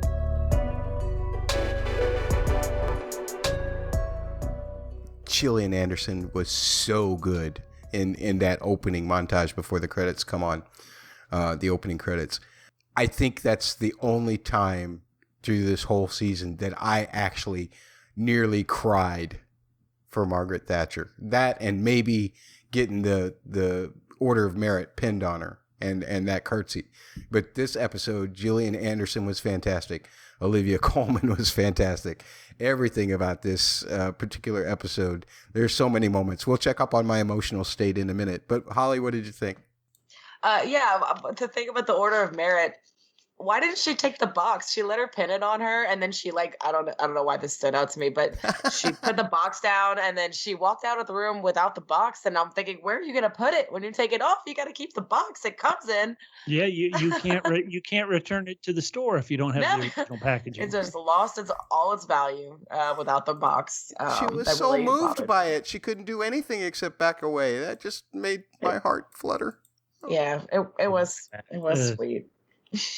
Matt does love Matt. You got too much heart, Matt. I've got none. Too much heart. We like Gillian Anderson too, Matt, but I mean, Margaret Thatcher wasn't. Thatcher had done this to herself, Matt. To me, the whole season, and specifically this episode, as an American, it almost felt like it really felt to me like Thatcher was almost, in her own way, a Nixon. And what do I mean by that? Well, Nixon was a crook, everybody. So I'm not trying to go there. But Nixon really, he had kind of personal demons that fought him his whole life and kind of were the reason why he ended up getting into Watergate. His kind of own personal demons about nobody likes me, all this. Yeah, we got to see people are always trying to cheat me, see what's going on, break into their offices. Like that personal demon of Nixon really kind of always stayed with him and in some ways haunted and ruined his saw the ouster of his political career here in the States. And to me, seeing Thatcher like that, in my own notes, I just wrote, Thatcher is so herself. She just, her inability to connect or to see, see it through somebody else's eyes, put yourself in somebody else's shoes. Her tenseness that way did her in. And once again, it felt like her personal demons lead to her downfall, just like Nixon's did. So I did not shed a tear. I thought it was incredible acting. I'm 100% with you there. Brilliant acting, extraordinary. but I did not come close to shedding a tear. Yeah, same. The gall it took to go to the Queen and ask her to dissolve Parliament. Yeah. That's pretty outstanding to me. Matt was bawling when that happened. I was not. I was not bawling when that happened. I was like, her? Did she do that? Her? Lovely. I'll defend Diana a bit more for this episode. She's really underappreciated by the whole entire family, by how much interest they take in the royal family, just her being somewhere. So she made a big, she did great in Australia. Everybody loved her there. And her trip to America was a huge success too. And I feel like she gets the opposite. She does not get credit. She gets the opposite for it, for doing a good job at what she's essentially supposed to do, like get people interested, go visit, make people happy. But she just seems to rub everybody the wrong way. But they're like missing. Are you not seeing all these people out here cheering for her and loving her? And I feel like she does a lot more good for the royal family just being out there than she gets credit for. I feel sorry for her. She's great. But it was real interesting that Prince Philip was almost giving her the speech he got in the very first episode of the show, where it's like, Elizabeth is the job. Like, yes, we're all outsiders because we're outside to that. They, that's who we bow down to. And there we go. I can even agree that Philip has grown and matured, and Tobias Menzies, role has he hasn't been nearly as annoying and petulant, like you like to say, as he used to be. And I think he's trying to impart his own wisdom that it's taken him decades to learn onto Diana. And he has a point, at some of her stuff does feel performative, but not the stuff in New York where she's hugging the kid with AIDS. Like that felt genuine to me. I don't think she's doing that particular type of stuff for attention. Whereas the dance for Charles's birthday does feel a little bit more performative and selfish. This stuff that she's doing in this episode on her trip feels genuine, and she's more of an asset to the royal family than they all think she is in these moments. I've talked about it before. I agree with you guys about Philip in this particular case. I also feel like that maybe this was Tobias Menzies' best performance, that scene with Diana. I mean, it was incredible. It was riveting. And even when that final come, when the knock came on the door, the way he ran the guy out at first, and then when the just so intimidating. But speaking of Philip, I've got an article that I'll put in the show notes as well. But if you read up on this stuff, you'll find that Philip and Diana's relationship was rocky. It's described as rocky. Says who? Says People Magazine. Okay, there we go. So, not the New York Times, but, it's one of those things that I found an interesting read to catch you up on the context of some of this stuff. And I love how it's seemingly, again, maybe this is one of the things that makes that scene with Diana so powerful, because he was the first one to really, really embrace Diana, when they went out on that stag hunt. Right. So and the way he looks down his nose at her right before he leaves, I mean, there cannot be anything more dismissive than just that the eyes just going down, just kind of giving her a once over, like, yeah, I know what you are now, and walking out of the room. That was crazy. I still feel like Diana has been in the right for most of this season, but geez, that was powerful to me. Now, Matt, I know that you obviously you're talking about all these emotions you had for Thatcher. Well, let me guess. I'm going to see if I can guess how many times you came close to nearly crying in this episode. So you did about Thatcher when she was breaking down, having her issues. Yeah. How about when Charles and Di left William at school and be like, hey, see you in a couple months, buddy? Oh, that poor boy, the way he was looking down, that broke my heart. It was a perfect example of how I don't know if parents even totally realize sometimes how the littlest of things, just the way they were acting around each other, the way they seemed disinterested in each other, and that they were leaving him again. God, that was so awful. My parents were alive until my father died. I never had any of these kinds of problems, but man, I felt terrible for William in that moment. Man, I felt so happy for William. Hey, you get to be free of these two losers. And then Holly brought up the whole thing about Diana hugging that boy. I damn near lost it then. I mean, that was and I love that there was no score there. You know, there had been a score up until the time she walked in the room, and any good director or film scorer knows the moments where you don't do anything. You just let the moment and the clicking of the cameras and all of that just speak for it. The first time I watched this, you know, my chest went, oh, you know, I couldn't take it. It was horrible. Well, I mean, it was wonderful, the love that she was giving the kid, but nonetheless, it was just, boy, how can we humans continue to this day to be so mean and stigmatize so many things? And it's, I'll start crying now if I keep going. So I'll just shut up. That and the Thatcher Order of Merit, that really got me. It was the curtsy, and the fact that she walked right out of the room, Holly, because she just couldn't. She was so emotional, and so she couldn't break down in front of the Queen, and she was so moved by the fact that the Queen reached out to her like that. I think is why she left the box. Yeah. Oh, I don't doubt that, but it just really bothered me that she left it. So I was like, where's she going to keep it now? Where is she going to display it or hide it? Well, store man, it? As much hairspray as she puts in her hair, she could probably just pin it in there and keep it overnight. Yeah, you're right.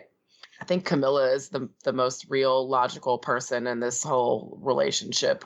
Right, but she can't communicate. She can't get the person who's obsessed with her on her same side. That's true. Yeah. But I admire that about her, though, that she was so, even from the beginning, like when she knew she was gonna have to marry Andrew Parker Bowles, like she just kind of understood like what was happening better than anybody else did in that current situation, and she knew like she was gonna have to make some sacrifices, and she just kind of, I don't know. But when she comes back and tells Charles that like, you can't leave her and come to me, I'm going to be vilified. Diana is always going to defeat her in the court of public opinion. She's 1000% right. You know, like she's not wrong about that. And I don't know. I love that about her. I like how she's just so real. And these other two are just not in their own way. They're so caught up in their own emotions that they don't see anything else. And she's the only one who can see the whole picture. Hold on. We did skip a moment where Matt almost came close to crying. So Matt, let's get to it. Okay. I'm sorry. When Queen Elizabeth took Prince Charles to town and said, listen, you're a spoiled brat, how many tears, how many tissue boxes do you go through crying over that? 0. You heartless bastard. I totally am. Yeah, maybe I should be the Tin Man, but that would make me brainless and heartless, and I don't think I can do both and still manage to breathe and talk, which might be a good thing. Anyway, no? Okay. You heartless, Matt. Have some emotions, Matt. I don't know how to do that. I don't. Great cast, a cast which had in some ways a thankless job, many of them replacing actors who had won awards portraying these characters, and then they had to take it on. As someone who, before this podcast started, I hadn't watched a single episode of The Crown, now through 4 seasons, I understand why it's had such a acclaim, why so many people love it. This is just a great damn show, man. This is great. Says the guy who gave it a 7. Welcome. Hold on. Well, thank you guys for making me and talking me into watching it, except for all the times when I had to watch an angry married couple be ugly towards each other. But otherwise, you know, it really is brilliant. I'm looking forward to more. I will miss this cast. I still can't decide which cast I like better. And maybe that's not really a fair thing to do because it's different people playing the same people at different points in their lives, and people grow and change. And I think it's neat. I think it's neat how they're doing this. And I really just can't wait to see more. Excellent. Well, we're evidently going to get 2 seasons more. We can talk a little bit more about that right at the end of the podcast. Right now, it's time to do some history. Oh, wait. No, we're not going to do history right now. I'm going to change it up a little bit. We're going to do the music section because I want to play a little game called Who's the Better Teammate? Oh, no. I want to find out who knows their music if they listen to any of the segments that I pre-record and then plop onto the podcast at all, or anytime that maybe I happen to babble through while we were all here. So I'm going to ask some questions about themes. I'll play the theme for you, and then I will ask questions. They are multiple choice. The other person will have an opportunity to steal. So getting it right on the first one gets you 2 points. Getting the steal, you get a multiple choice of 3, so you've got a 1 out of 2 if you're stealing, a 50-50 chance. Holly, the first question goes to you. Oh, no. I want you to listen to this theme.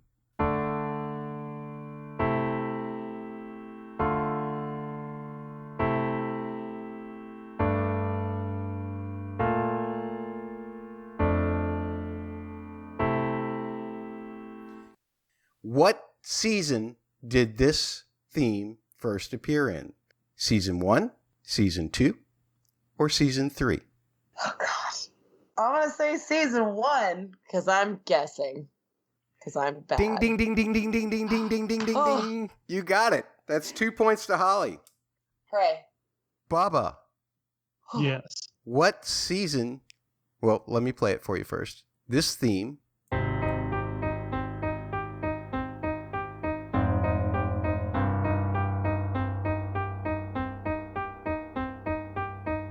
Bubba, what season did this theme first appear?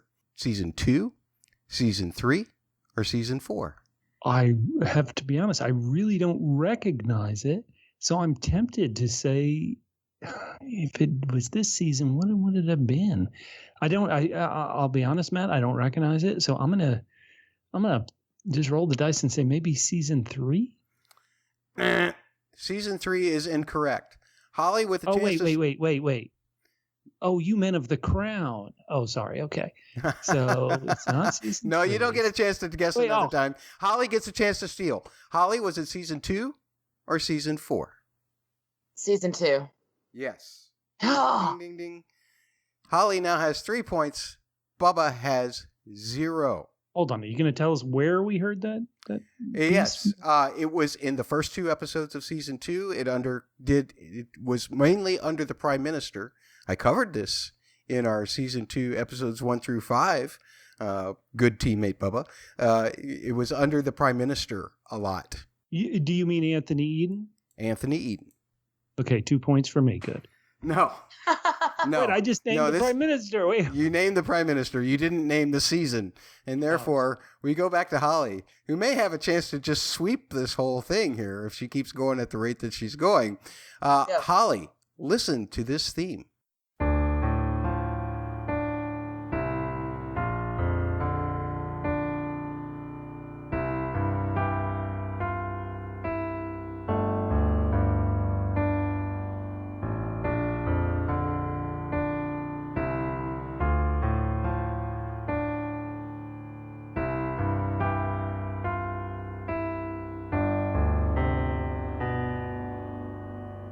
Now, this is tough, Holly. This is tough. Who composed that theme? Was it Rupert Gregson Williams? Was it Lorne Balfe? Or was it Martin Phipps? Or was it Phipps Williams Balfe? I just threw my book across the room. Give me the options again. That particular theme was composed by Rupert Gregson Williams, or Lorne Balfe, or Martin Phipps. Can I hear that theme in a sentence, please? My goodness. I can name that theme in one note. Balfe. That is incorrect.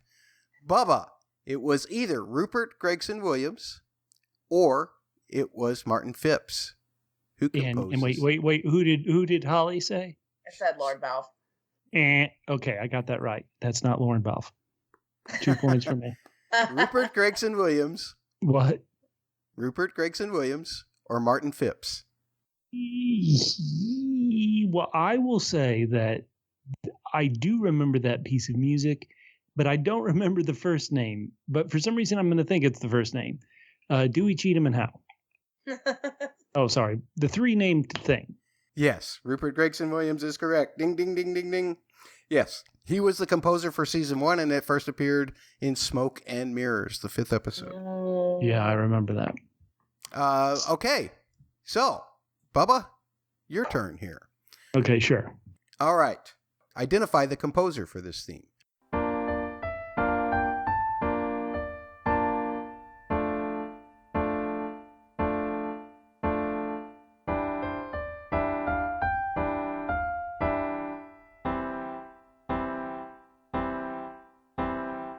Was it Rupert Gregson Williams, Lauren Balfe, or Martin Phipps? God, that does sound so familiar. I have heard that before multiple, but I've watched all of them so quick that it's hard to remember. Okay, this was this was then. I'm going to actually guess Martin Phipps. That is correct. Ding, ding, ding, All ding, right. ding, ding, ding, ding, ding. And Knew so, it. with that 2-pointer, you each have 3 points. It's time for Final Jeopardy. Love it. Here is the question. Okay. Who composed the main theme for the show?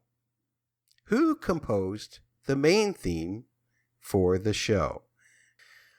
All right. Since we have a tie, Holly, you're first up. First of all, who composed the main theme for the show? Gregson Williams. That is incorrect. How much did you bet? 3. Okay, so you are now at 0. Bubba, for all the Yes. marbles, who composed the main theme for the show? Well, the one thing that kept going across my mind is you were like you always made a point that somebody created kind of like the main theme and kind of music pieces that other composers would come in and base their music on. And so I thought, well, okay, it wasn't one of the names he's been saying so far. So I am guessing just a name that's in my head is Hans Zimmer, either a composer or the villain in Die Hard. Is that who it is? He was the composer for Chris Nolan's Batman series as well. Oh, okay. But yes, he was the composer. That is correct. So as long as you didn't, you win, even if you bet 0. No. Well, I did bet -3. You bet -3. Well, everybody's tied then. You both are great teammates. That's our music section for this time, simply because I was lazy and I was busy and I didn't have time to do anything else. Well done. I love that you take such interest in my hard production value. Outside of my speaking, that's not part of the good production value. But you're going to have to suffer a little bit more of it because it's time for me to tell you what happened historically for real as we went along. Season 4, Episode 6, Terra Nullius. The interview with Bob Hawke did occur on February 12th, 1983. It was not actually as inflammatory as it was made out. I will leave a link for the actual interview in the show notes. Same episode, Bob Hawke, born in as the Prime Minister for Australia on March 11th, 1983. Prince Charles and Princess Diana came in on March 20th, 1983. We move on then to the Hereditary Principle. Margaret had lung surgery. It was just a biopsy to determine if she had cancer or not on January 5th, 1985. Moving on to 48-1, the 8th episode of Season 4. The Commonwealth Heads of Government meeting happened in the Bahamas on October 16th through 22nd, 1985. But there were no economic considerations discussed during that meeting. To quote BT.com, the dramatic meeting of the Commonwealth Heads of Government portrayed in Season 4, Episode 8, 48-1 did not occur in the Bahamas, but the next year in London in August of 1986. It was a special conference outside of the regular 2-year cycle, specifically arranged to consider the issue of sanctions for South Africa. Season 4, Episode 9, Avalanche. Diana dances with the ballet dancer Wayne Sleep to Uptown Girl, and she did it for Charles's 37th birthday, which was in November of 1985.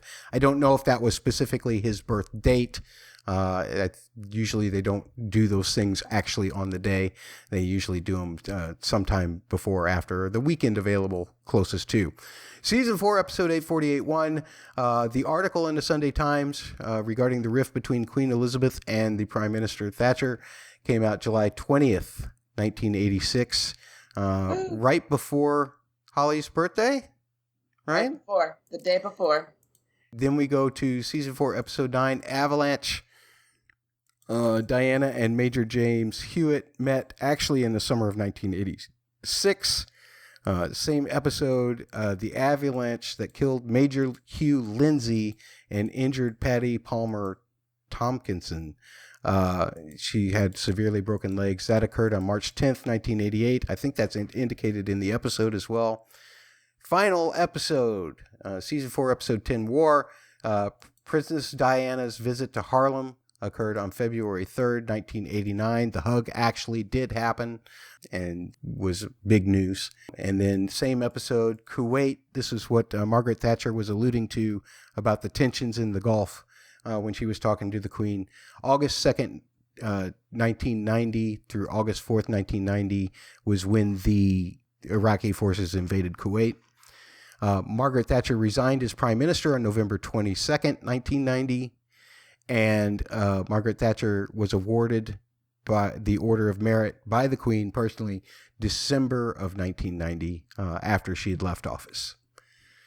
So because earlier I shamed Holly and Bubba with a game that they weren't prepared for, Yeah, it's too time much. that they get a chance to shame me as we Hell play yeah. one lump or two. Who needs the most sugar in their tea among our people here in these last 5 episodes of Season 4 of The Crown?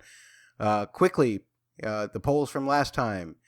Did Uncle Dickie, after Uncle Dickie died, did Charles or Philip need more sugar? 80% said Charles.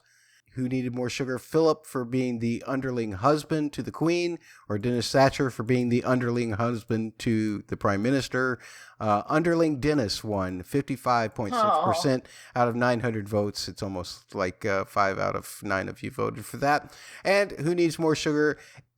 Edward at Gordonston, or Edward having to eat the Queen Elizabeth and Andrew's favorite lunch, poached salmon? Out of 900 votes there, 77.8% of you do not like salmon. You're like me. You do not like poached salmon. What we're going to do is we're just going to ask these questions and put them on the poll for you to decide at Lilibet Pod on Twitter, or don't forget to follow at the word double, the letters PHQ, for all great things coming up for Double P Podcasts. Holly, what would your question to our listeners be? Who needs more sugar in their tea? Camilla for realizing she'd be the wrong fairy tale type, or Margaret Thatcher, whose coach has just turned back into a pumpkin? It's an excellent question. I couldn't have phrased a better question myself, except for this one, which I will add to the pile of polls. And that is, folks, who needs more sugar in their tea? Me for complaining so much about the history being all wrong in the show, or everyone else on this podcast for having to listen to me complaining? I would expect that you're going to vote for everybody else, but I love it. And that... I have one more. Okay. Who deserves more sugar in their tea? Me and Bubba for being sprung on with this unfair game of the music game that Matt made us do, or Matt for being disappointed in our lack of knowledge of the music that he covers? Wow. There it is, folks. The real Holly comes out. We love it. We love it around here. Real quickly, we've got a comment on Facebook. Actually, this was in response to the Double P's Father's Day post, where they put up a lot of pictures and say, how many of these fathers do you know? And Louise responded by saying that Prince Philip is the best of these. All the others have questionable parenting. Wow. Okay. So Louise evidently thinks that Philip is the best of all of those. And finally, just a couple of quick notes about season 5 and 6. Holly, when you go away for a podcast, then Susan decides that nobody else is worth writing to, evidently. We didn't hear from Susan this time around. So once again, your sensitivity training for the Welsh and the Christians has foiled us once more. But we love Susan. Hopefully we'll hear from her in the future when we discuss season 5 and season 6. Speaking of which, they're shooting season 5 There was a whole drama about whether it was just going to be season 5, and then they switched back to season 5 and 6 again. Morgan changed his mind like 50 times. I don't know which of those times when he was Gillian Anderson's boyfriend and when he wasn't, but I'm sure that had something to do with it because it's all about Gillian Anderson as far as I'm concerned. But there are new castings. Imelda Staunton, who you may know from the Harry Potter series. Dolores Umbridge. Dolores Oh my Umbridge, gosh. yes. You know her, you hate her. So Yeah. this is going to be It's going to be interesting to see her as the queen. Jonathan Pryce, who we all know from Game of Thrones as... the High Sparrow. Yeah, Jonathan Pryce, he played the High Sparrow. He's going to be Philip. Leslie Manville as Margaret. Elizabeth Debicki as Diana. Allegedly, Debicki is going to be cast for both seasons 5 and 6 of The Crown, which is kind of weird. So unless they're going to do flashbacks, it means that they can really only cover up in these 2 seasons up to 1997. Interestingly enough, Morgan's film The Queen covered the death of Diana and the aftermath of that. So I guess it would be a fitting place to end your series if you wanted it to follow into the movie. Maybe they'll just have Diana in one episode in season 6 and then skip over the movie and then come back in and do some of the later years. It'll be interesting to see how they do that. I'll post a link in the show notes for that as well. If you want to follow Pubba, make sure that his power's on before you do, but you can follow him at Fit and Trim. Most importantly, follow at the word double, the letters PHQ on Twitter. You can send emails to hello at double P Media. That's the word double, the letter P, media.com. You can also find the podcast network on Instagram under the word double, the letters PHQ, or you can go to facebook.com/the word double, the letters PHQ. Holly, how can people talk to you about your Charles defense? You can yell at me all you want for being a terrible woman on Twitter at HuntPants. It's weird. A terrible Twitterer. That's a double I'm T. bad at that. I'm bad at that too. And you can find us here at Lilibet Pod. That's where you find me. And you can tell me how much grief I caused Holly and Bubba with that quiz earlier, or how much grief I caused them with history. Either way, that's going to do it for us. When season 5 returns, we will return. But in the meantime, the pod's not the job for now.